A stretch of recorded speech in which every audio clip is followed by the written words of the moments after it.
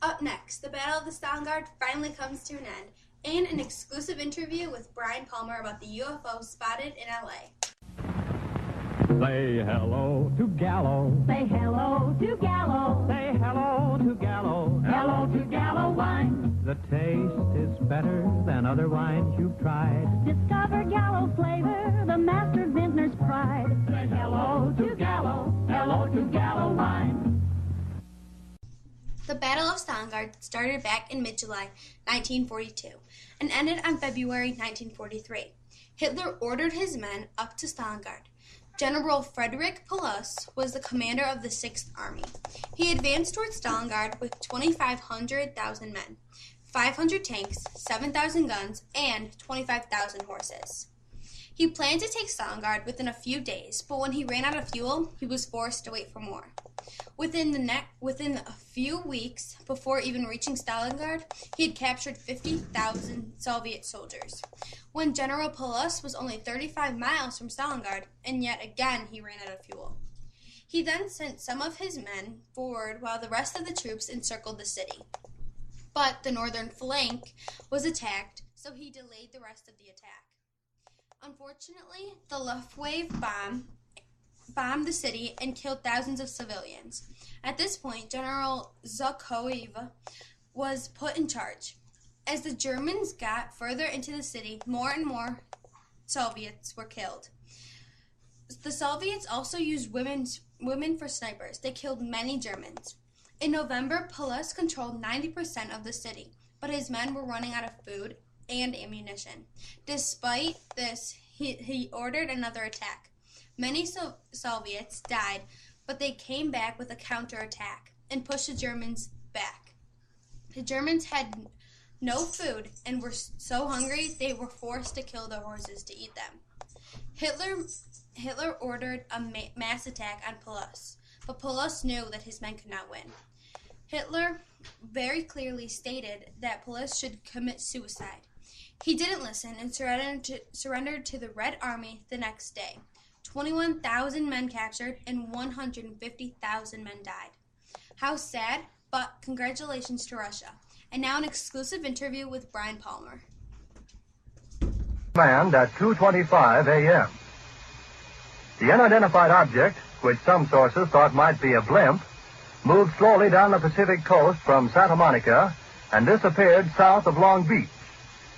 Army officials declined to comment on the possibility that the object might have been a blimp. However, it required nearly 30 minutes to travel some 25 miles, far slower than an airplane. Watchers on the rooftop of the Columbia Broadcasting Building in the heart of Hollywood could plainly see the flashes of guns and searchlights sweeping the skies in a wide arc along the coastal area. Concussion of the shells could be felt in downtown Los Angeles, 15 miles away. U.S. Army planes quickly took to the dark skies, but whether they contacted the object has not been announced. Army officials say they will not comment until they receive a full report of the action. Although some watchers say they saw airplanes in the air, semi-official sources say they probably were the U.S. Army's pursuit. Several observers say they saw one or more planes spotlighted by 20 or 30 searchlights. The object moved southward, presumably over Huntington Park at the western edge of Los Angeles, and on southward to about Long Beach on the coast. By 3:30 a.m., observers said the object appeared to be over the south of Long Beach. Searchlights closely followed the object down the coast and kept it centered in their glare.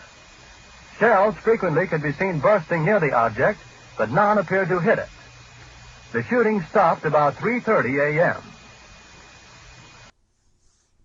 Up next, an interview with Miss Pavlinchenko in the weather. Extra, something extra. Posies for the girlfriend? Yes, sir, and an extra blossom Elmer to wear in his buttonhole. Everyone likes that little something extra. A dozen rolls, and the baker tosses in an extra one to make it a baker's dozen. The butcher throws in an extra bone for the bow wow. Every locality has a different name for it. Way down east in New England, they call it something to boot. In the deep south, they call it lanyard. At your neighborhood service station, they call it Esso. The new Esso gives you premium performance, unexcelled at regular price. And the new Esso Extra is unexcelled at any price. Extra quick starts, extra power, extra anti-knock. You can take your choice. These two great gasolines are both extra value for the money. For service that is tops and gas that's extra fine, there's a smile for every mile at the SO sign. E-S-S-O makes your car go. Happy motoring.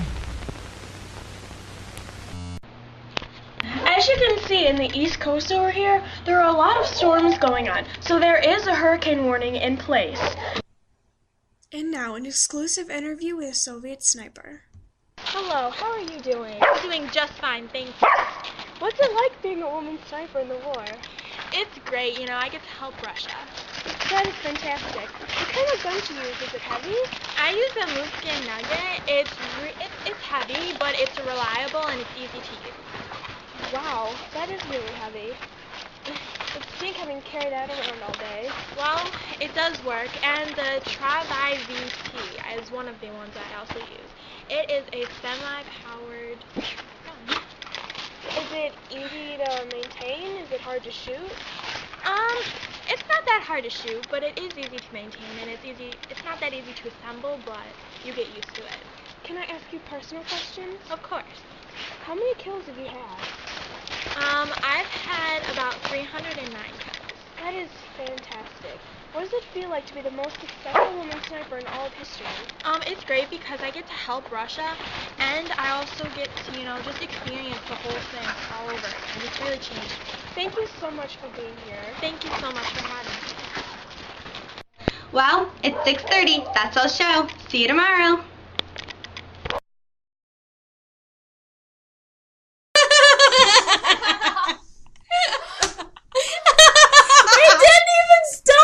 You're laughing? I'm sorry, you don't even know how much pressure I'm under. Okay. Mom, we're filming! Yes. The Battle of Stalingrad started back in mid-July 1940. Leave me alone! Look forward, then, so you don't look like you're bent over. I need your help! And now it is Susan. Did you just drop the camera?